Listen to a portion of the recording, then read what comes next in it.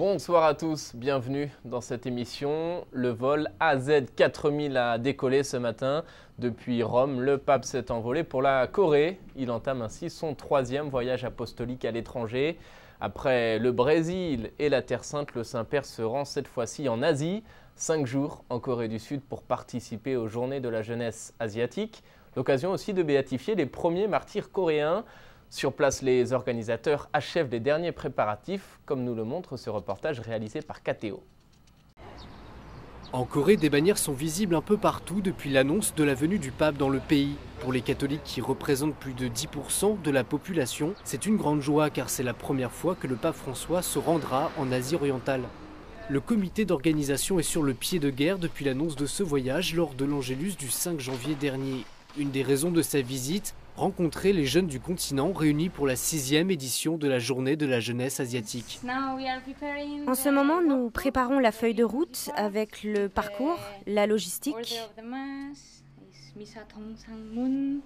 Esther est volontaire espagnole. Elle travaille depuis 2 ans à la préparation de ces journées. 29 pays asiatiques seront représentés pendant cette semaine.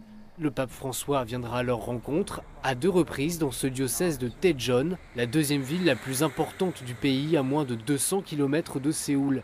C'est d'ailleurs ici qu'il célébrera la messe de l'Assomption dans le stade de la Coupe du Monde.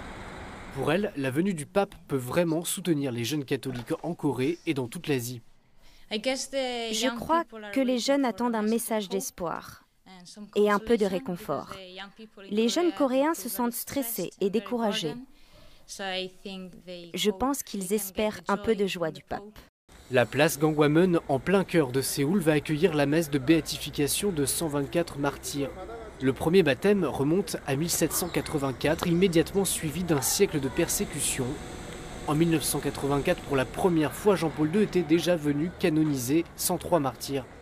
Mais ici, les chrétiens ont aussi tous en mémoire l'audacieuse prière pour la paix proposée par le pape François entre Israéliens et Palestiniens en juin dernier. Une initiative qui a rejoint une aspiration profonde pour la paix en Corée. Alors on attend beaucoup de la messe pour la paix et la réconciliation à la cathédrale de Myeongdong le dernier jour du voyage. Notre pays est encore divisé aujourd'hui.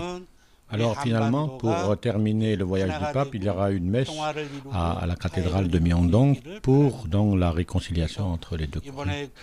Alors, ce que le pape souhaite à travers ce voyage, c'est évidemment de participer à la réconciliation entre la Corée par la prière. Comme les Palestiniens et les Israéliens avec le pape, ils ont travaillé à la réconciliation. Et on voudrait aussi que le pape, ici, en venant en Corée, il travaille aussi à la réconciliation entre le Nord et le Sud. Alors pour nous, c'est une espérance, c'est une attente. Les jeunes catholiques en Corée donc sont déjà réunis pour cette 6e journée de la jeunesse asiatique. Le pape les retrouvera dès vendredi pour une grand-messe dans la ville de Daejeon. Là-bas, les activités ont commencé et l'ambiance est à la fête. C'est ce que nous explique Laurence Vasseur, missionnaire depuis 8 ans dans le diocèse de Daejeon. Elle est interrogée par Koivu.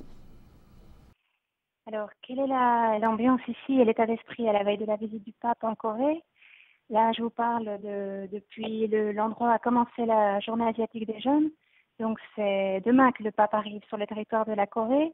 Mais là, aujourd'hui, dans la messe de début de l'Asian Youth Day, donc quand on a nommé le nom du pape et sa visite ici pour ce sixième rencontre des jeunes asiatiques, bon, tout le monde a sauté de joie. Enfin, il y a une ambiance vraiment de très très grande joie, de gratitude pour la visite du pape ici.